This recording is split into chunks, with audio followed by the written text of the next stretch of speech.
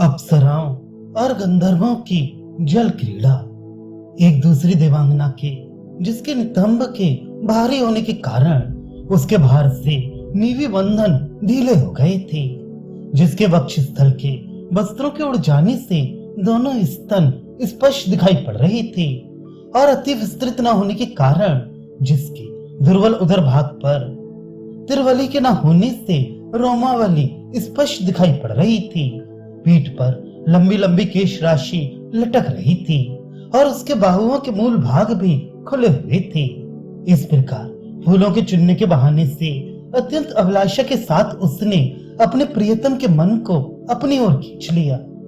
ऊंचे कठोर विशाल स्तनों वाले एक देवांगना ने मुख को भाप द्वारा आंखों में पुष्पराग निकालने में व्यर्थ असमर्थ होने वाले अपने प्रियतम के वक्षस्थल पर उत्कंठित होकर अपने स्तनों से प्रहार कर दिया।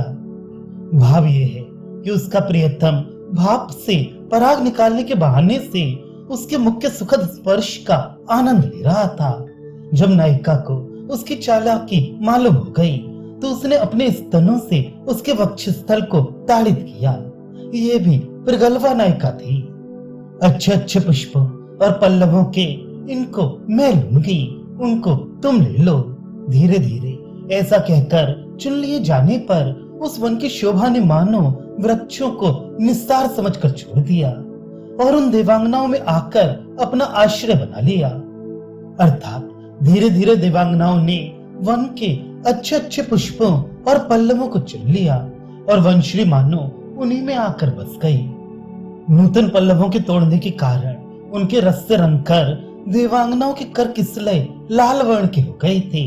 पुष्पों के पराग से उनके कठोर स्तन पीले वर्ण के हो गए थे। उनके अंग पुष्पों की सुगंध से सुवासित हो रहे थे। इस प्रकार मानो उन देवांगनाओं ने अपने शरीर की शोभा वृद्धि की समस्त सामग्री उन्हें वृक्षों से प्राप्त कर ली थी। इंद्रकील के शिखरों के मार्गों पर अत्यंत थकावट के कारण धीरे धीरे चलती हुई उन देवांगनाओं की हाथी की सूंड के सदृश मासल सुंदर जंघाओं के भार से देर से थके हुए नूतन किसले के समान शोभायमान कोमल चरण समतल भूमि पर भी चलने में असमर्थ थे। वे पग पग पर मानो शराबी के पैरों की भांति लड़खड़ा रहे थे।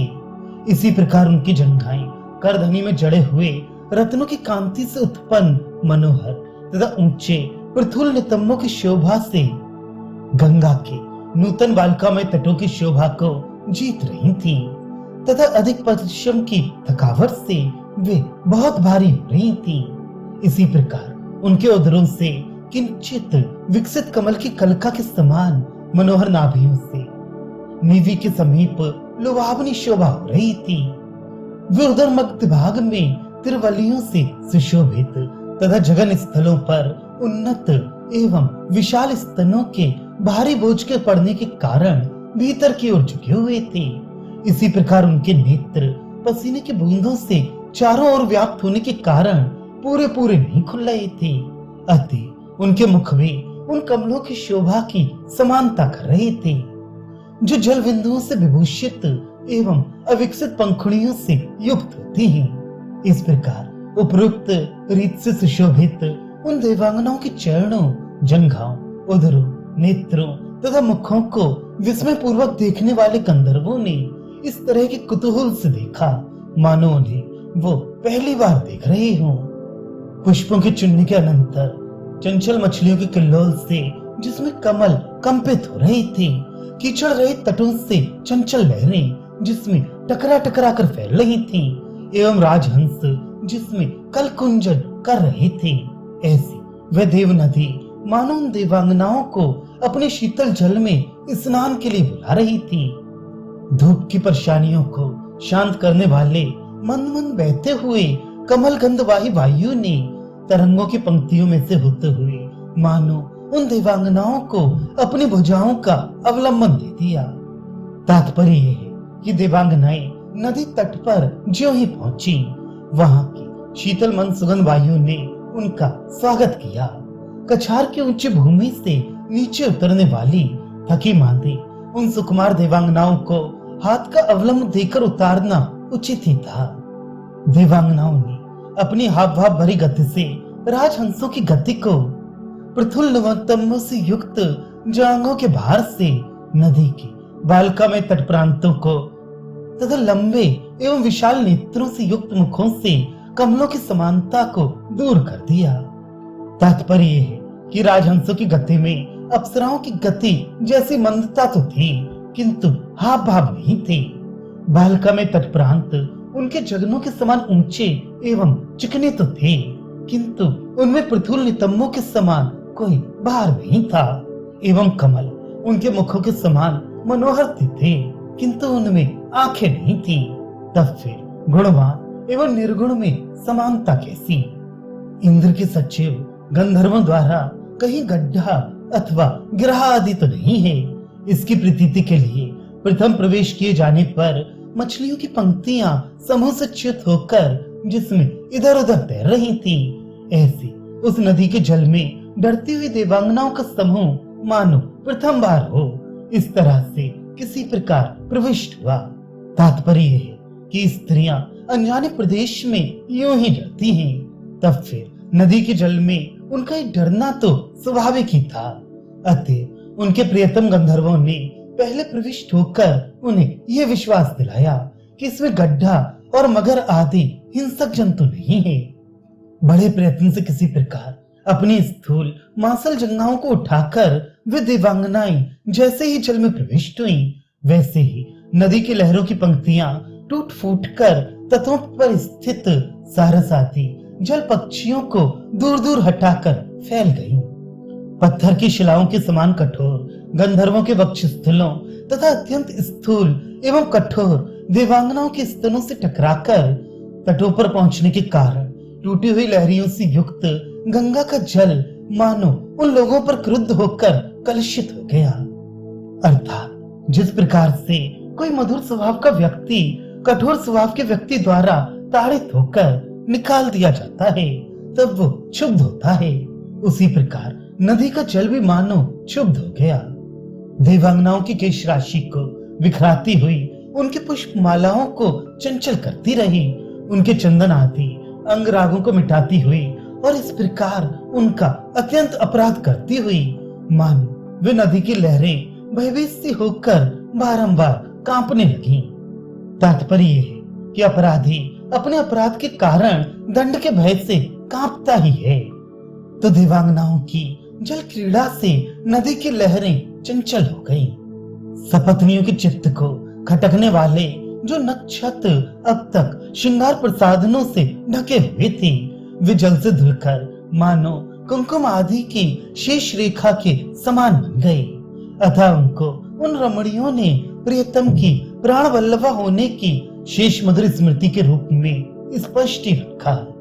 ये दोनों भ्रमर सेवित कमल दल हैं अथवा चंचल नेत्रों वाले हमारी सखी के नेत्र, ये सघन भवों वाले हमारी सखी के केशपाश हैं, या चुपचाप निश्चल बैठे हुए भ्रमरों की पंक्तियां मंद मंद मुस्कान के कारण स्पष्ट केसर के समान शोभायमान दांतों की कांतियों से मनोहर हमारी सखी के ये मुख हैं, यह खिलते हुए कमल। इस प्रकार का तर्क वितर्क करते हुए कमलियों के वन में छिपी अपनी किसी सखी को रमणियों ने बड़ी देर में पहचाना। किसी नायिका ने सपत्नी के सम्मुख प्रियतम द्वारा गूंथ कर उन्नत ऊर्जों से सुशोभित वक्ष स्थल पर पहनाई गई पुष्पमाला को जल से मिलान होने पर भी नहीं छोड़ा। सच है, गुण तो प्रेम में निवास करते हैं, वस्तु में नहीं। प्रेम वस्तु की उपयोगिता या अनुपयोगिता की अपेक्षा नहीं रखता। सुंदरियों ने जो अंजल लगा रखा था वो मानो नेत्रों के समीप कानों की लालिमा की गति को रोकने के लिए था।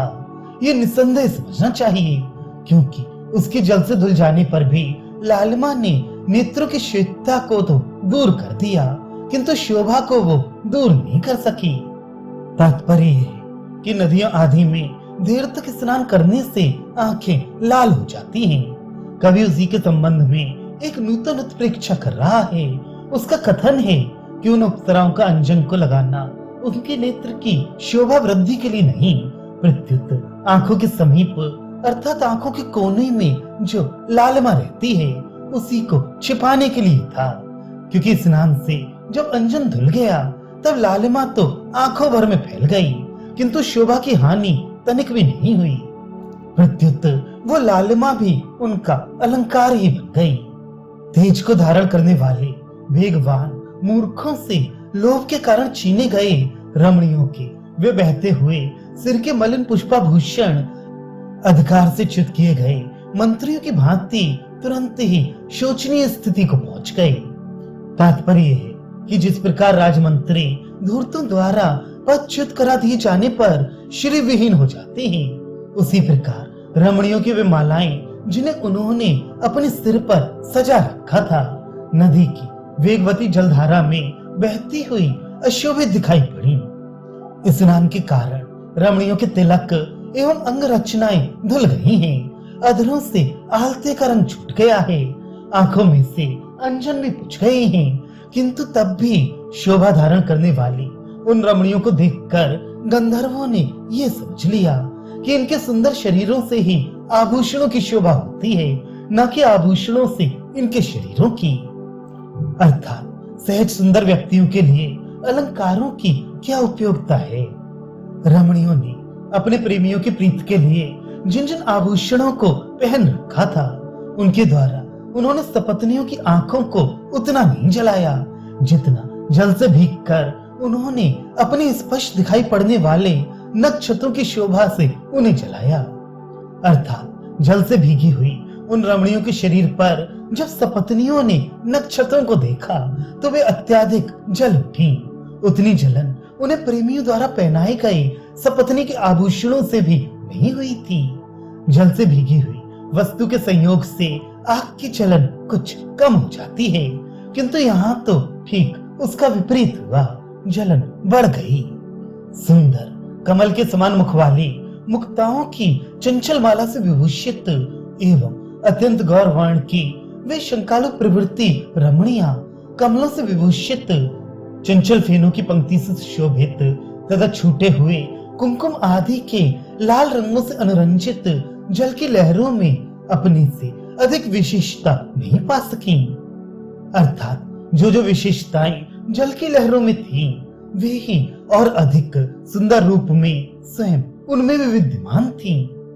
जल क्रीड़ा के समय रमणियों के एक हाथ से उठाकर दूसरे हाथ द्वारा ताड़ित होकर जल के मृदंग के समान गंभीर ध्वनि करने पर उनके स्तन ताल देने के समान हिलने लगे तथा वे शीत से कांपती हुई स्वयं नृत्य सा करने लगी। अपनी शोभा से कमलों का उपहास करने वाले ईशत हास्य युक्त प्रतिबिंबित मुखों से सुशोभित एवं देवांगनाओं के जल विहार आदि उपकारों में रत गंगा ने अपने निर्मल स्वच्छ जल की सफलता को यथेष्ट रूप में प्राप्त किया। तात्पर्य है कि गंगा का जल यदि स्वच्छ निर्मल ना होता तो देवांगनाएं ना तो उसमें विहार ही करती और ना उनके मुख का प्रतिबिंब ही उसमें दिखाई पड़ता। स्वच्छ हृदय के लोग ही दूसरों द्वारा उपकृत हो सकते हैं और दूसरों का स्वयं उपकार कर सकते हैं। जल में तैरती हुई मछलियों द्वारा जांघों में धक्का लग जाने से भयभीत एवं चंचल दृष्टि रमणियां जब अपने पहाड़ी पल्लवों को झटकने लगी तो वे अपनी सखियों के लिए भी दर्शनीय बन गईं। प्रेमियों के बारे में तो कहना ही क्या। एक माननी नायिका एक बड़ी मछली द्वारा जल में धक्का लग जाने से मान भयभीत होकर अत्यंत उत्सुकता पूर्वक अपने प्रेमी से लिपटकर उसे आनंदित करने लगी। सच है, स्त्रियां अपनी बनावटी चेष्टाओं से भी यदि वे स्वाभाविक प्रेम रस से परिपूर्ण होती हैं, तो प्रेमियों का मन मोह लेती हैं। तात्पर्य है कि उसका बनावटी भय वास्तविक प्रेम रस से परिपूर्ण था।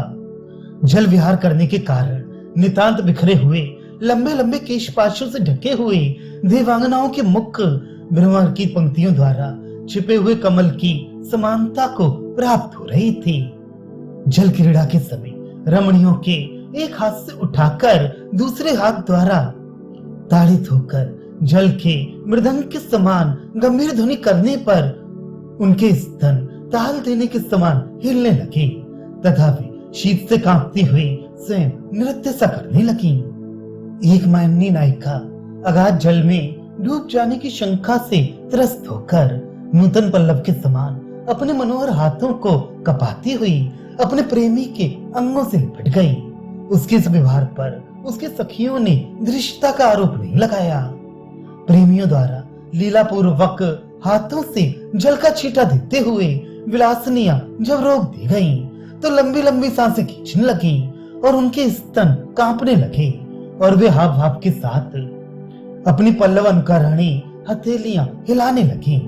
इस प्रकार उन्होंने अपने विलासिनी नाम की सार्थकता सिद्ध कर दी। प्रेमी ने अपनी धीरता अर्थात कठोरता दूर कर आदर पूर्वक प्रसन्न की गई सुंदरी की नम्र भावों वाली आंखों पर जब जल के छींटे डालना शुरू किया, तब उसने आंखें मूंद ली, जिससे उसका मुख मानो सपत्नी के मुख की शोभा धारण करने लगा। अर्थात उस समय उसका मुख सुंदर मालूम नहीं पड़ रहा था। सपत्नियां भी ऐसे प्रसंगों पर क्रोध से आंखें मूंद लेती हैं। अपने प्रियतम के ऊपर डालने के लिए किसी सुंदरी ने ज्यों ही अपनी अंजलि में पानी लिया, त्यों ही उसके प्रियतम ने हंसकर उसका हाथ पकड़ लिया। इससे चित्त में कामोद्रेक होने से परवश उस सुंदरी का निवि बंधन ढीला हो गया और वस्त्र खिसकने लगा, किंतु उसे उसी क्षण जल में भीगने से कड़ी हुई करदनी ने मानो सखी की भांति खिसकने से रोक लिया। सच्ची है, स्त्रियों की लज्जा स्त्रियां ही रख सकती हैं। उन नीची भावों वाली सुंदरियों के शरीर में अंजन रहित आंखों को उनकी तिरछी चितवन ने, लाल रंग से विहीन होठों को उनके कंपन ने तथा तिलक रहित उनके ललाटों को उनकी ललाट की तिरछी रेखाओं ने विभूषित किया। इस प्रकार इन अलंकारों से विहीन सुंदरियों के शारीरिक विकारों ने ही उन्हें विभूषित कर दिया। प्रेमियों के अत्यंत समीप में स्नान करने के कारण अर्ध निर्मिलित एवं तिरछे कटाक्षों वाली उन रमणियों के शरीर के कंपन एवं लंबी सांसों के लेने से हिलते हुए स्तन का पता नहीं उनके थके होने की सूचना दे रहे थे या उनके काम पीड़ित होने की, क्योंकि काम पीड़ित होने पर भी यही सब विकार उत्पन्न होते हैं। एक सुंदरी अपने प्रेमी द्वारा अपनी सपत्नी के अनंतर जलधारा बिखर जाने पर क्रुद्ध हो गई। उसके अन्य विनय से भी वो संतुष्ट नहीं हुई। सच है, प्रगाढ़ प्रेमी जनों के चित्त का अमर्ष्य अन्य विनय करने से बढ़ता ही है। इस प्रकार कठोर एवं ऊंचे स्तनों तथा प्रथुल जगन स्थलों से सुशोभित उन देवांगनाओं द्वारा जल क्रीड़ा के अनंतर जल से बाहर निकलने पर नदी का जल अत्यंत क्षुब्ध होकर लंबी लंबी तरंगों के उठने से अपने तट प्रदेश को लांघकर मानो उनके विरह की व्याकुलता से प्रेरित होकर साथ साथ बहुत आगे तक चला गया। तात्पर्य यह है कि क्षुब्ध जल की लहरें अपने तट से दूर तक फैल जाती हैं। कवि उसी की उत्प्रेक्षा कर रहा है। मानो जल देवांगनाओं के वियोग से विवल होकर उनके साथ साथ दूर तक चला जा रहा है। प्रियजन अथवा स्वजन लोग विदाई के समय कुछ दूर तक साथ साथ चलते ही हैं। चक्रवाकों के जोड़ों को दूसरे तट पर पहुंचाकर एवं कमल वनों की शोभा को फीकी कर देव नदी गंगा के जल से धुली हुई मुक्त मालाओं से विभूषित वे दिव्यांगनाएं तारागणों से सुशोभित रात्रियों के समान शोभायमान हुई। देवांगनाओं के सभी कार्य रात्रि के समान ही हुए। रात्रि में ही चक्रवाकों के जोड़ों का वियोग होता है और कमल वनों की शोभा फीकी होती है एवं तारागण चमकते हैं। रमणियों के अंगों में लगे हुए चंदन के लेपों के धुल जाने से अन्य रंग की बनकर स्नान के समय जल्दी में टूटे हुए आभूषणों के मणियों को कांति से रंग बिरंगी एवं लहरों से युक्त देवांगनाओं द्वारा जल विहार के अनंतर छोड़ी गई उस देवनदी गंगा की जल राशि शैया की शोभा धारण कर रही थी। तात्पर्य है कि शैया में भी अंग रागों के छूटने से उसका दूसरा रंग हो जाता है। विहार के समय टूटकर गिरे हुए आभूषणों के रत्न बिखरे होते हैं तथा उसमें भी लहरों के समान ही सिकुड़न आ जाती है।